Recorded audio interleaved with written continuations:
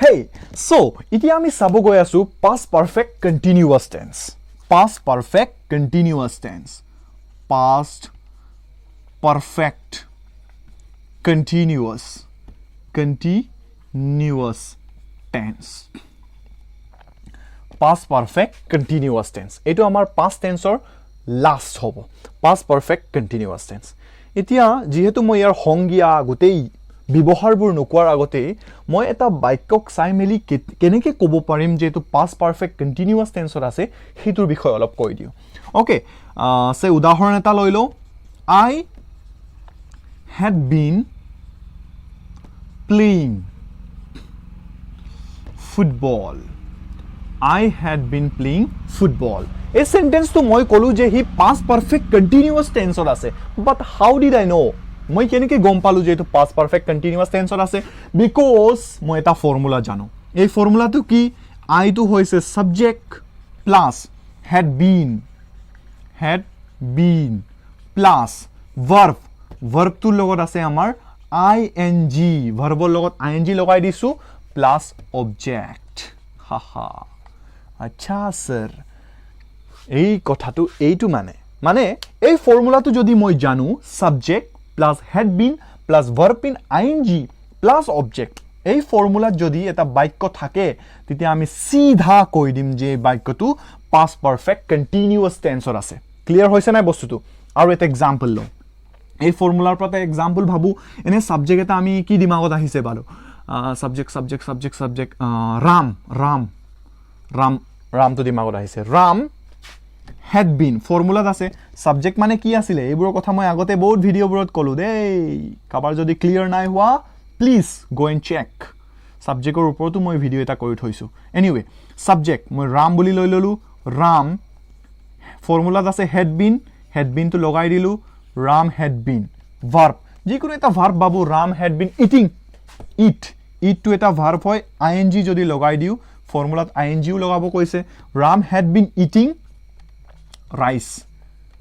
যিকোনো এটা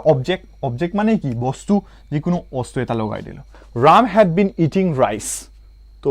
এইটোত হৈ গল সাবজেক্ট ফৰ্মুলাৰ পৰা আহিলে had been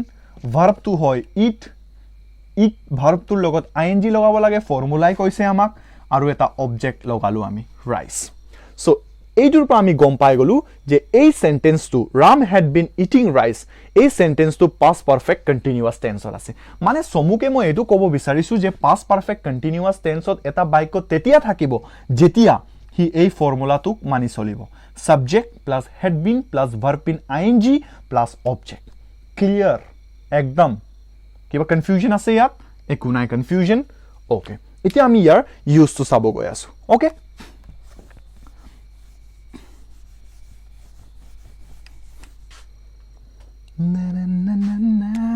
ফৰ্মুলাটো মই আকৌ এবাৰ লিখিছো subject plus had been plus verb ing ভাৰ্বৰ লগত ing লগাব লাগে যে object hello এইটো আছিল আমাৰ formula subject plus had been plus verb in ing plus object টোপনিয়া কিছুমানে যদি চাই আছে listen subject plus had been plus verb in ing plus object okay এতিয়া ইয়াৰ প্ৰথমটো সংজ্ঞাতে আমি বুজিলো to express an action which had been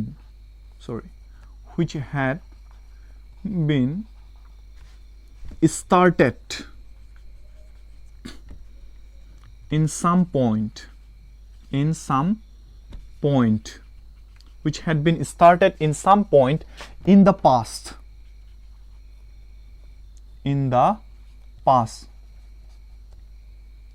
and is continuing কি লিখিছো মই to express an action which had been started in some point in the past and is continuing so past perfect continuous tense to আমি এনেকুৱা এটা ঘটনাৰ বা এনেকুৱা এটা একচনৰ কথা বুজাবলৈ ব্যৱহাৰ কৰো যোনটো নেকি ভূতকালত কোনোবা এটা সময়ত শুৰু হৈ গৈছিল আৰু যোনটো সময়ত মই কৈ দি আছো তেতিয়ালৈ চলি আছে আকৌ এবাৰ to express an action which had been started in some point in the past এনেকুৱা এটা ঘটনা বা কাম যোনটো নেকি ভূতকালত কোনোবা এটা সময়ত শুৰু হৈছিল আৰু যোনটো সময়ত মই কৈ দি আছো তেতিয়ালৈ কামটো হৈ আছে to express an action which had been started in some point in the past and is continuing তাৰ অৰ্থটো এইটো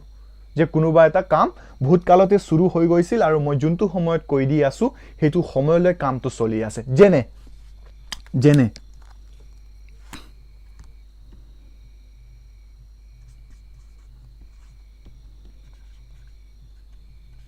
the bridge had been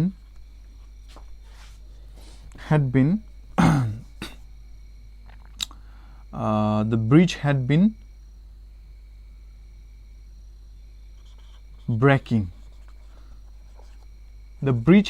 breaking since 1980 the bridge had been breaking since 1980 মই ইয়াত কি কৈছো কোন এই ব্ৰিজটো দলং ব্ৰিজ মানে কি দলং এই দলংখন 1980 চনৰ পৰাই ভাঙি আছে ইয়াৰ অৰ্থটো এইটো the bridge had been breaking since 1980 1900 চনৰ পৰাই ব্ৰিজখন ভাঙি আছে মানে কোনোবা এটা মোৰ পোৱালি এজনক মই কৈ দিছো যে এই দলংখন 1980 চনৰ পৰাই মানে ভাঙিয়ে আছে তেতিয়াৰ পৰা ভাঙি আছে আৰু আজিলৈ ভাঙি আছে এনেকুৱা ঘটনাবোৰক আমি বুজাবলৈ past perfect continuous tense to ব্যৱহাৰ কৰো ওকে আৰু এটা উদাহৰণ লও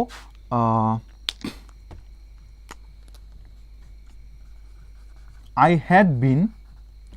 loving her for 3 years I had been loving her for 3 years ইয়াৰ অৰ্থটো কি যে মই তাইক ভাল পোৱা আজিলে 3 বছৰ হ'লগে I had been loving her for 3 years মই তাইক ভাল পোৱা আজিলে 3 বছৰ হ'লগে আৰু মানে ভূতকালত কোনোবা সময়ত শুৰু হৈ গৈছিল কামটো ভাল পোৱা কামটো আৰু আজিলে চলিয়ে আছে মানে ব্ৰেকআপ নাই হোৱা আৰু I had been loving her for 3 years 3 বছৰ হৈ গল মই তাইক ভাল পোৱা সো এনেকুৱা বাক্যবোৰত আমি past perfect continuous tense ব্যৱহাৰ কৰো সি 3 বছৰ হৈ গল আজিলে হৈ গল কিন্তু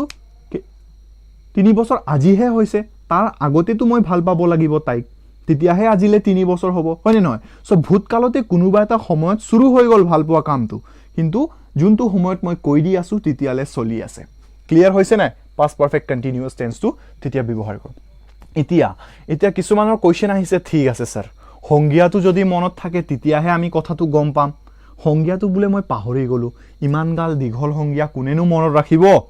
সো মই কেনেকে মানে ইজিলি কেনেকে মনত থব পাৰিম বহুত সিম্পল যিকোনো এটা বাক্য যদি past perfect continuous tense ত থাকে maximum কেছত কি হ'ব এই বাক্যবোৰত এই সেন্টেন্সবোৰত সদায় since আৰু for wordটো দেখা যাব since আৰু for ইয়াৰ বিষয় মই অলপ কৈ দিও নেকি since আৰু for তুমি মুছি দিছো কি কলো মই যদি কোনোবা এটা বাক্য past perfect continuous tense ত থাকে maximum কেছত বাক্যটোত আমি since বুলা শব্দটো দেখিম আৰু for বুলি দেখিম since মানে কি since মানে হৈছে particularly মই ভূতকালৰ কোনোবা এটা সময়ক যদি এক্স্যাক্টলি কৈ দিও যেনে ইয়াত মই এই উদাহৰণটোত 1980 চন বুলি ডাইৰেক্ট কৈ দিছো নাই এনেকুৱা সময়ত আমি since টো ব্যৱহাৰ কৰো to point a particular time 1980 চন কৈ দিলো মই গুটেই চনটো ডাইৰেক্ট পইণ্ট কৰি দিছো কিন্তু এই for যেতিয়া I had been loving her for 3 years for টো কেতিয়া ব্যৱহাৰ কৰিছো যেতিয়া মই 3 বছৰৰ কথা পাতিছো 3 বছৰৰ কথাহে কৈছো মই এক্স্যাক্টলি চনৰ কথা বা তাৰিখৰ কথা কৈ দিছো নেকি নাই কোৱা কিন্তু মই 3 বছৰ বুলি কৈছো তো ইয়াত কি হৈ গল এক্সাক্ট পইণ্টটো নাই কোৱা কিন্তু সময়ৰ কথাই পাতিছো ইয়াতো time but not exactly the year or date তাৰিখ বা বছৰটোৰ কথা মই এক্স্যাক্টলি নাই কোৱা কিন্তু মই তাইক 3 বছৰ ধৰি ভাল পাই আছো আজিলে ভাল পাই আছোঁ 3 বছৰ হৈ গ'ল মোৰ কিন্তু মই তাৰিখটো নাই কোৱা কিন্তু এই দলংখন 1980 চনতে ভাঙা আজিলে ভাঙিয়ে আছে মানে মই এক্স্যাক্টলি পইণ্ট কৰিছোঁ নাই যে 1980 চনতে এই দলংখন ভাঙিছিলে আৰু আজিলে বনোৱাই নাই মানে আজিলে ভাঙিয়ে আছে হৈছে নাই ইয়াত পাৰ্টিকুলাৰলি মই সময়ৰ কথা বা তাৰিখৰ কথা কৈ দিছোঁ চনৰ কথা কৈ দিছোঁ কিন্তু ফৰটো যেতিয়া ব্যৱহাৰ কৰিছোঁ তেতিয়া মই এক্স্যাক্টলি টাইমৰ কথা কৈছোঁ কিন্তু ডেট বা তাৰিখৰ কথা নাই কোৱা ক্লিয়াৰ হৈছে তো আমি ইয়াৰ পৰা কি গম পালোঁ যে past perfect continuous tenseত যদি কোনোবা এটা বাক্য থাকে তাত ম্যাক্সিমাম কেছত since আৰু for শব্দটো আমি দেখি পাম ওকে আই হোপ এইটোৰ পাছত past perfect continuous tenseত একো এটা ডাউট থাকিব নালাগে নেক্সট আমি লগ পাম ফিউচাৰ টেন্সত ওকে এণ্ড তেতিয়ালৈ আজিলে যিমান পঢ়িলোঁ আমি ৰিভাইজ কৰি ল'ব লাগে যাতে আমি আকৌ পাহৰি নাযাওঁ anyway C U in the next video' bye bye